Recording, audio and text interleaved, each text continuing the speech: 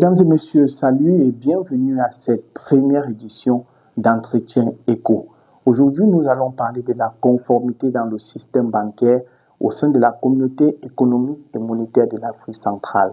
Et pour en parler, nous recevons Ange Ganjo, il est banquier, expert consultant. Il vient de publier aux éditions universitaires européennes un livre intitulé Conformité bancaire en zone CEMAC, la clé. De quoi s'agit-il exactement? Nous le saurons dans un très court instant. Voilà, comme je le disais en tout début d'émission, nous recevons M. Ange Ganjo qui est déjà sur notre plateau. Bonjour, bienvenue. Bonjour, M. Fofin. Voilà, vous venez de publier un ouvrage intitulé Conformité bancaire en zone CEMAC, la clé.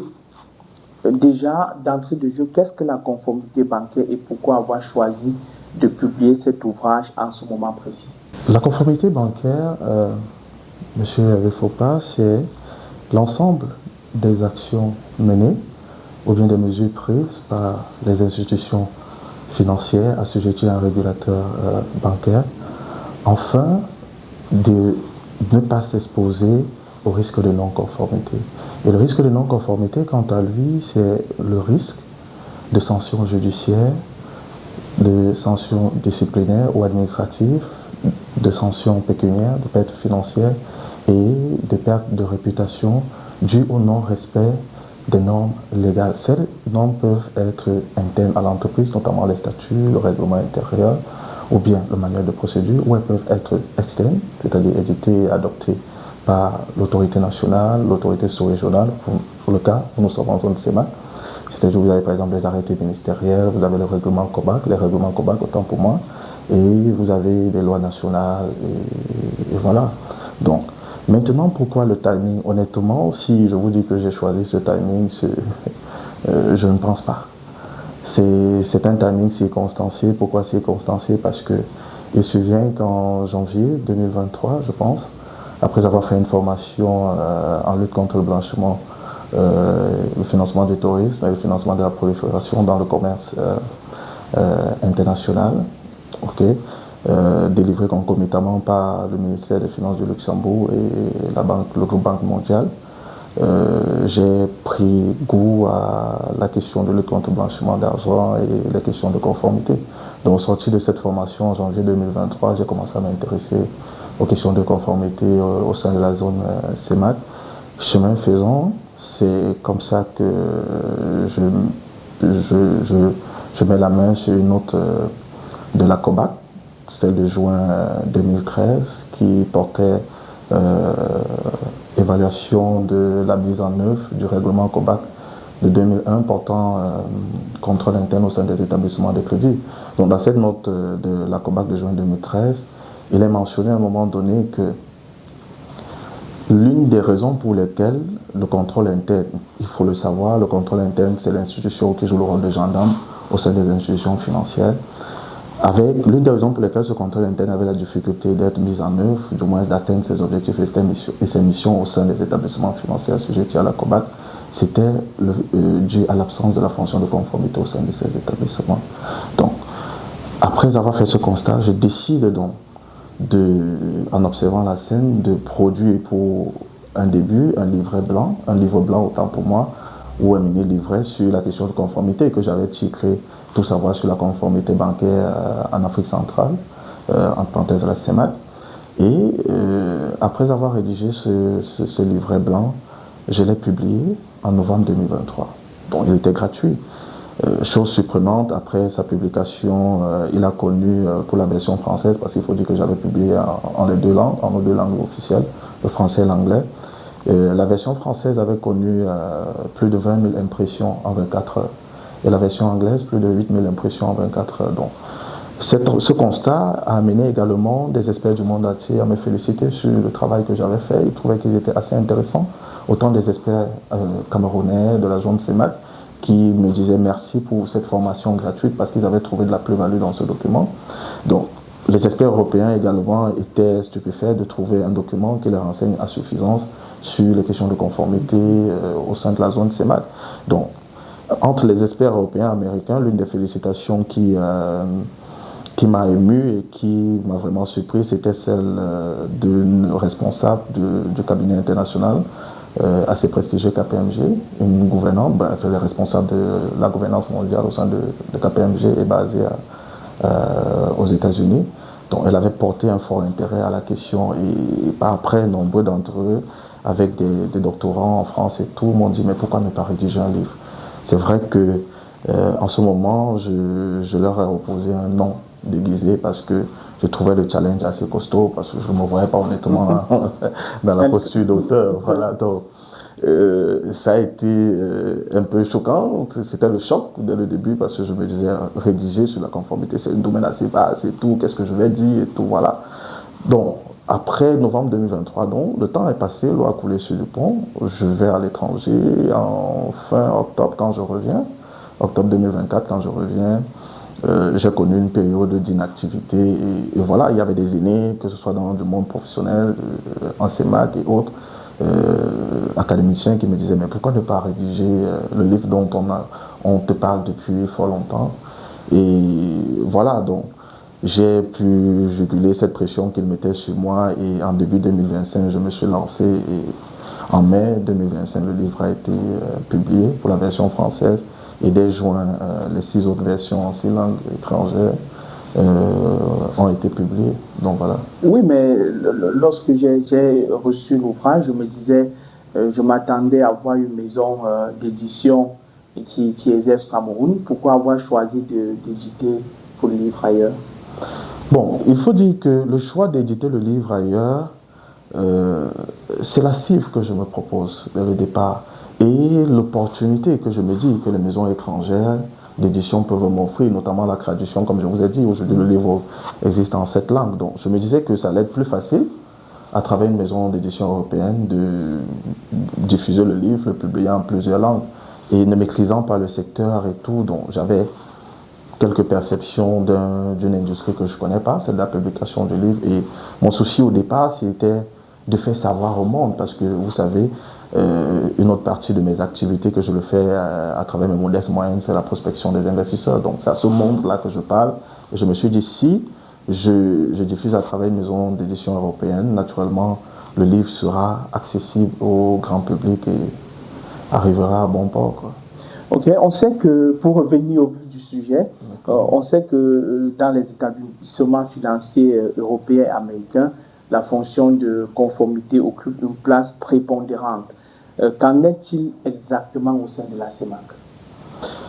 Bon, c'est vrai que la fonction de conformité occupe une place prépondérante dans l'industrie bancaire et financière européenne, mais il n'en demeure pas moins qu'elle existe aussi dorénavant en zone CEMAC. Pourquoi sa place est prépondérante dans l'industrie bancaire et financière européenne? C'est naturellement, lorsqu'on observe l'historicité, hein, c'est du fait qu'elle a été initiée ou bien elle est entrée dans leur pratique il y a fort longtemps. D'ailleurs, il y a une étude du célèbre cabinet PwC, PricewaterhouseCoopers, qui cette étude intitulée Compliance Regulatory, Adding Value, en français conformité réglementaire, valeur ajoutée, qui renseigne sur le fait que c'est depuis 1930 que la fonction de conformité est instituée au sein de la gouvernance des établissements bancaires et des établissements financiers en Europe. Or, en zone CEMAC, ce n'est qu'en 2016, à travers le règlement COBAC portant un contrôle interne au sein des établissements de crédit, que la fonction de conformité est instituée au sein des établissements bancaires et des établissements financiers. Puis en 2017, à travers également le règlement COBAC de 2017 portant contrôle interne au sein des établissements de microfinance, la fonction de conformité est ainsi instituée au sein des EMF et des établissements de paiement, qui sont la troisième catégorie des établissements assujettis à la Commission bancaire de l'Afrique centrale. Donc voilà en quoi elle est impropondante, accrue au niveau de l'industrie européenne que l'industrie de la CEMAC. Ok, est-ce que la conformité telle que vous décrivez a un impact particulier sur la performance des établissements financiers? Monsieur Avefoupa, cette question me dérange un tout petit peu parce que la réflexion que vous avez lorsque vous demandez si la fonction de conformité a un impact sur la performance des établissements financiers C'est parfois, malheureusement, ce qu'on observe auprès de certains, le même ressenti qu'on observe auprès de certains administrateurs des établissements bancaires, parce que ils aiment se dire à quoi ça sert. D'ailleurs, tout récemment, le 15 septembre, vous avez vu que la commission bancaire a rappelé, lors de la rencontre à Douala aux établissements de microfinance, de la volonté qu'elle a que ces établissements-là renforcent la fonction de conformité au sein des établissements. Donc ça me dérange un tout petit peu parce que, en dépit des contraintes réglementaires qu'impose la conformité, il faut dire que c'est un levier stratégique au sein de la stratégie et des objectifs des établissements financiers. Donc, et cet impact, il peut, autant pour moi, être observé de la plus petite entité au sein de l'industrie bancaire financière de la CEMAC jusqu'à la Banque centrale. Je m'explique.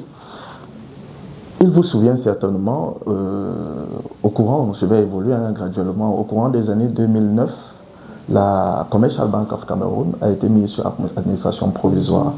Et l'une des raisons pour lesquelles la Commercial Bank, la CBC, a été mise sur administration provisoire, c'était la dilapidation des fonds propres et la distribution non contrôlée des créances douteuses. Vous voyez? Or, en ce moment donné, s'il y avait une fonction de conformité qui exerçait de manière optimale, de manière libre et avait un regard à 360 degrés sur les activités de la banque, le conseil et tout, la gouvernance de l'entreprise, je doute que cette réalité aurait survenu. Ça, c'est le cas de 2009.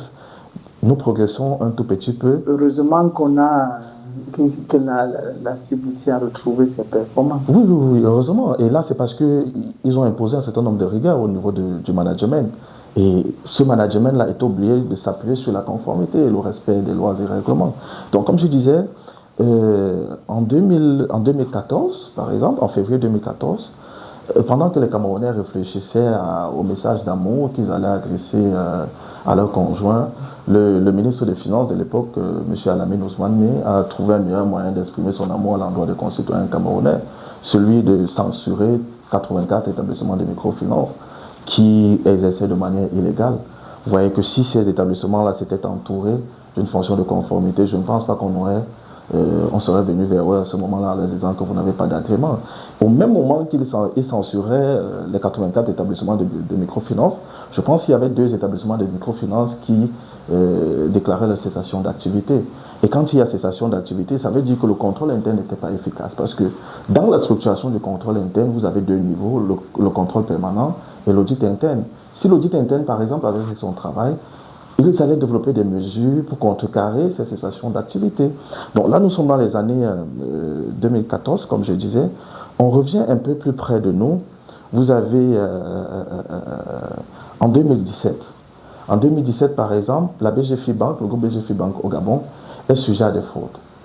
Où on va vous faire comprendre qu'entre minuit et 3 heures, il y avait des cartes de crédit dont les dépassements ont été augmentés et tout.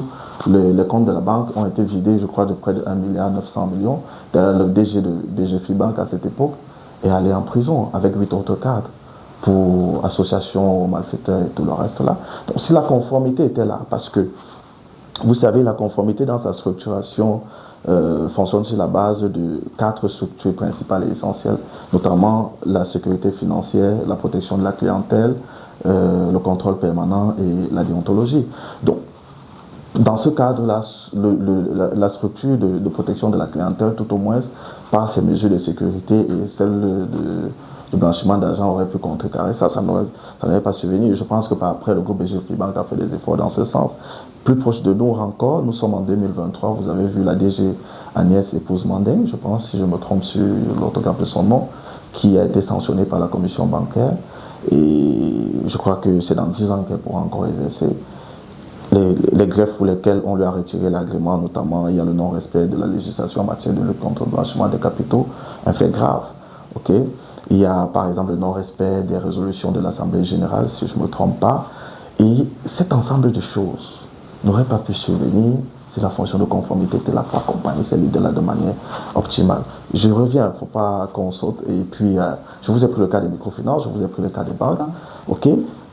Si on vient du côté de la Banque centrale, parce que je disais que la gravité est la même, que nous soyons dans le plus petit établissement financier jusqu'au niveau de la Banque centrale, Je pense que vous avez vécu avec moi la situation de la crise de la gouvernance en 2023, avant l'arrivée du nouveau gouverneur, M. Yvon Sanabangui, une crise de gouvernance qui a mis à nu en fait la Banque centrale. Un conflit entre le directeur général en charge du contrôle général et l'ancien gouverneur. Et ce conflit est survenu autant pour moi, tout simplement parce que il y avait du mal à comprendre les responsabilités, ou bien, les raisons, ou bien l'obligation à être conforme. Parce qu'on vivait dans une pleine violation des statuts de la Banque centrale, les dépassements de droits et tout. Donc, voilà l'environnement dans lequel on s'est retrouvé. Et il y a beaucoup d'autres exemples. Comme pour conclure que la fonction de conformité est très importante. Oui. Et tout à l'heure, je parlais par exemple de la protection de la clientèle. Si on revient dans le volet de la cybersécurité, parce que quand on parle de la fonction de conformité, c'est vrai, ça touche le tout. Normalement, tous les experts que vous avez au sein de la banque, tous les cœurs de métier de la banque, des experts chevronnés ou bien des jeunes qui ont des compétences reconnues en ces domaines-là, peuvent rejoindre la fonction de conformité pour encadrer ces différentes activités. Parce que quand vous regardez encore, en 2000, pour venir au cas de la protection de la clientèle et de la fraude, ok, en 2023, je pense juin 2023, il y a une alerte qu'a lancé un hacker éthique sénégalais, je crois il est reconnu par le synonyme de SaxX, sur des fraudes au sein de BGFI Bank. C'est pareil en avril 2024, au sein de certaines banques, il y a eu 2 groupes de cybercriminels qui ont attaqué des banques camerounaises. Le premier groupe avait un certain nombre de données alphanumériques, les noms et autres là, sur des banques camerounaises. On parlait de 14 banques. Dans le premier groupe, on retrouvait les Afriland First Bank et autres. Dans le deuxième groupe, on avait par exemple Ecobank, Atlantic Bank et tout le reste là. Et on disait que ces derniers étaient possesseurs de 936 comptes, si j'ai le bon chiffre, de ces banques-là. Vous imaginez ce que détenir des informations sur 936 comptes peut, je vais dire quoi, comment ça peut impacter en fait, ce que ça peut engendrer sur la performance tant financière que la satisfaction, parce que la performance n'est pas seulement financière, on évalue également la performance au niveau de la satisfaction client. Donc, vous imaginez ces 936 comptes. Prenons un exemple, si tous ces comptes étaient par exemple crédités de 500 millions de francs CFA et que ces 936 comptes sont vidés, quel est le manque à gagner pour ces banques-là? Donc, avec une structure de conformité en place, elle aurait pu par exemple prévenir la survenance de ces réalités et tout le reste, et les institutions auraient été protégées. Pareil, que ce soit même pour la Banque centrale que je décrivais tout à l'heure, c'est qu'au finish, quand on sort de cette crise, on ne prend pas le temps d'évaluer quel a été le coût de la crise, de la non-conformité dans notre production, dans notre rentabilité. Et rendre une fonction de conformité optimale au sein de la gouvernance des établissements financiers, c'est aider ces institutions à ne pas faire ce que j'appelle la production non profitable. Pourquoi production non profitable? Parce que vous travaillez, vous réalisez des profits, mais du fait du manquement aux normes éditées et tout le reste là, vous vous retrouvez à subir des sanctions. Et ces sanctions viennent amoindrir en fin d'année, oui, l'effort ou le bénéfice net d'impôt que vous deviez distribuer à vos actionnaires.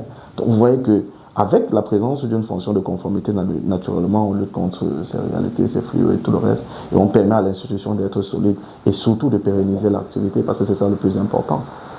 Dans l'ouvrage, vous consacrez un chapitre à la lutte contre le blanchiment des capitaux et le financement du terrorisme.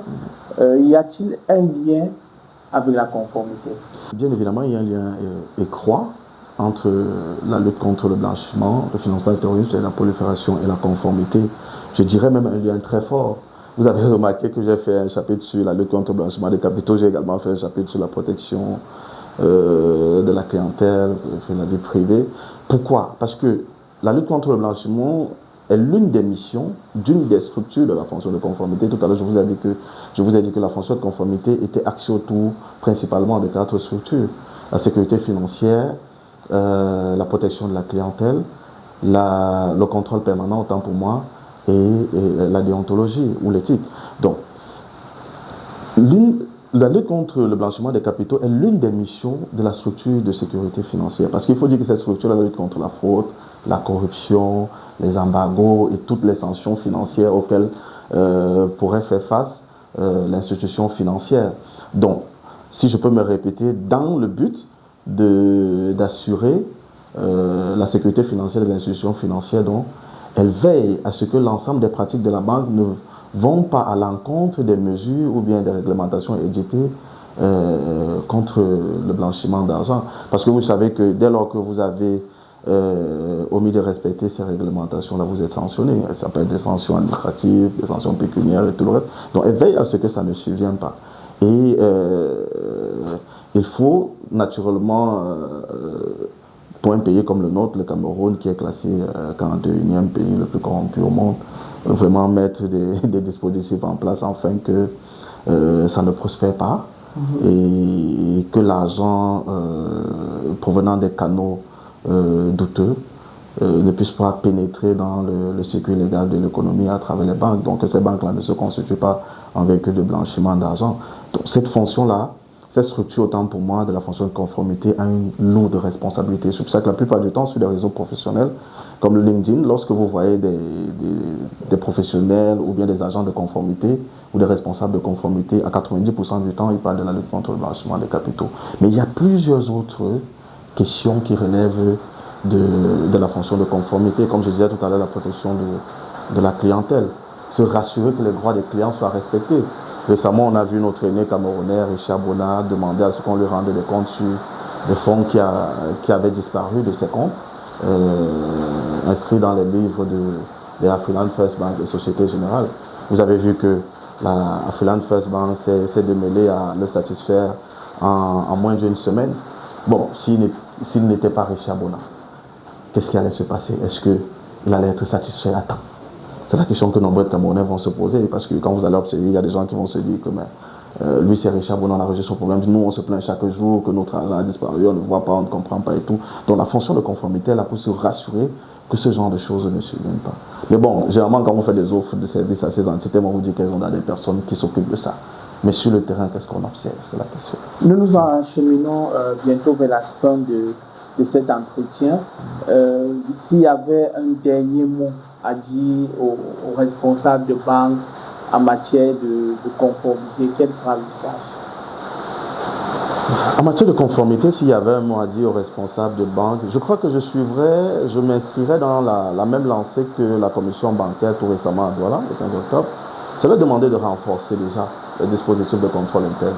Pour ceux qui l'ont, qui le structurent mieux davantage et que nous adoptons vraiment des valeurs de transparence et de bonne gouvernance. Parce que je pense que c'est ce qui fait défaut chez nous, la question de transparence et de bonne gouvernance. Ce n'est pas seulement dans le secteur bancaire, même dans le secteur public, on l'observe. Et pire encore, vu notre situation, je pense que tout récemment, vous avez vu le rapport 2024 de la CONAC qui décrivait une situation un tout petit peu alarmante. Donc, par rapport au niveau d'exposition de notre système économique et système financier au fond susceptible d'être blanchi, parce que quand vous voyez le quota déclaré en termes de soupçons, en termes d'opérations suspectes, autant pour moi, on était dans les plus de 1635 milliards.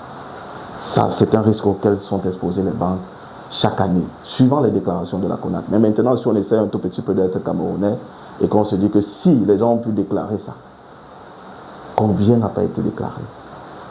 Donc on peut se dire que facilement les banques au Cameroun sont exposées au moins à un risque qui navigue autour de 3 000 milliards de francs CFA. Je crois que tout récemment dans une sortie, je disais que c'est plus de 20% du budget du Cameroun qui se retrouve dans les circuits de blanchiment. Et face à ça, les banques qui sont moteurs de l'économie et qui financent l'économie doivent énormément investir pour lutter. Donc le système public quelque part même ne nous aide pas parce que lui il ne fait pas montre de transparence et tout le reste. Donc, et face à ça, je ne peux que demander aux responsables de conformité des institutions de la place et de la CEMAC d'être assez courageux et de veiller à ce que l'ensemble des recommandations qu'ils émettent auprès du conseil d'administration du gouvernement de l'institution dans laquelle ils évoluent puissent écouter et comprendre les enjeux de leur mission. Merci Ange Ganjo. Je rappelle que vous êtes l'auteur de cet ouvrage, Conformité bancaire en zone CEMAC, la clé, un ouvrage publié aux éditions universitaires européennes. Merci d'être passé sur notre plateau. C'est moi qui vous remercie, monsieur. Merci, mesdames et messieurs, d'avoir regardé ce premier numéro d'entretien éco. Au plaisir de vous retrouver à la prochaine édition. Salut à vous.